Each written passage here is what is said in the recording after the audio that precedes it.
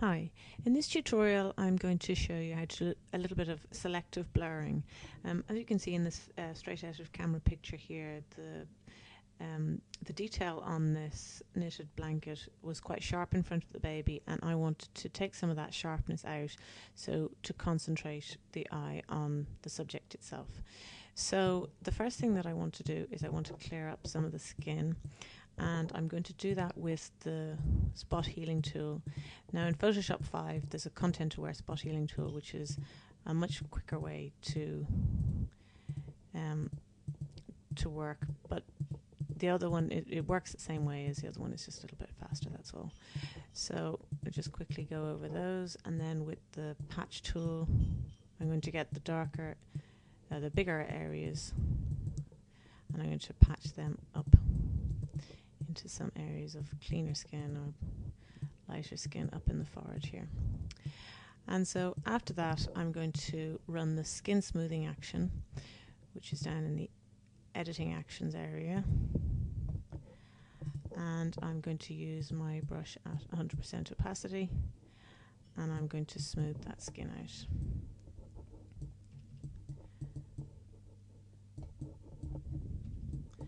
Now I don't want it to be too smooth,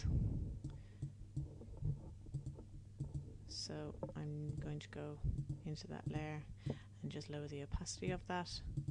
And I'm also going to run red skin removal, because his face was a little bit red, and just along the bits that I think are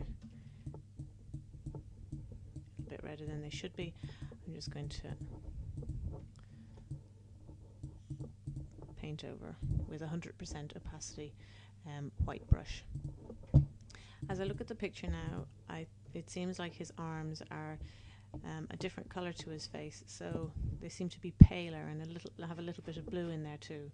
So what I'm going to do with those is I'm going to press the quick mask tool here, and then with 100% opacity in that paintbrush I'm going to paint over his arms, just all the bits that I want to affect, and only those bits.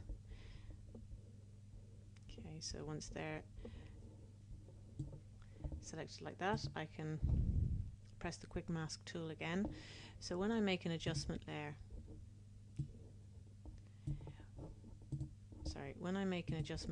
I'm going to make a levels adjustment layer. When I slide my slider up and down, it's only going to affect those areas. So I'm going to make them a little bit darker than they were. Then I'm going to go into the reds, and I'm going to bring the reds up a little bit.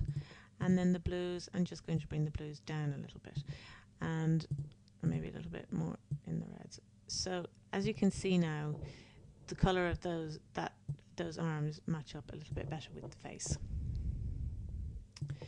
So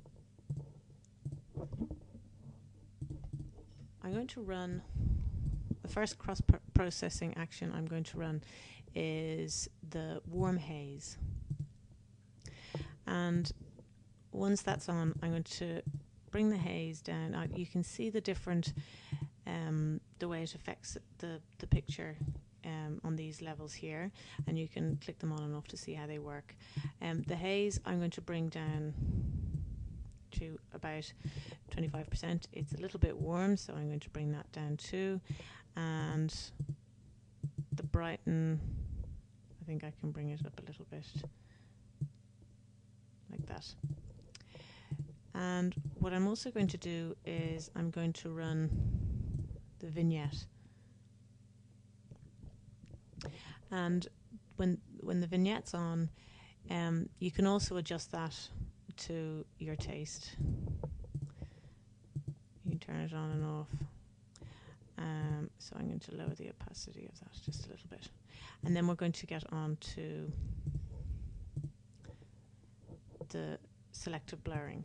So I'm going to duplicate my background, go into filter, blur, lens blur, and as far as I can remember, everything is default here apart from the radius, and the radius is the amount of blur that you want to have. So you can slide that up and down. Now I have it for a normal full-size picture that you would take with your camera, probably a radius of about 50 or so, it would work for this image, but you can see which works best for your own image by sliding the slider up and down to see how the image is affected. So I'll run that, and I'm obviously going to be erasing back the baby here. So once that's run itself,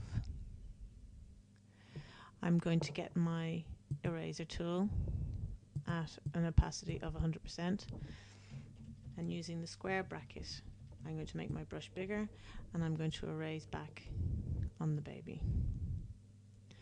So once I have the baby erased back, and I'd like to have that in focus as well,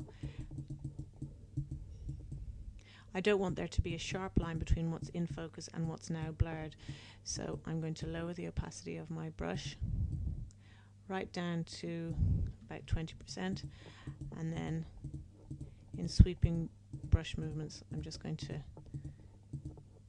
feather it out. So once that's flattened, I'll bring up the before so you can see the difference. And that's selective blurring.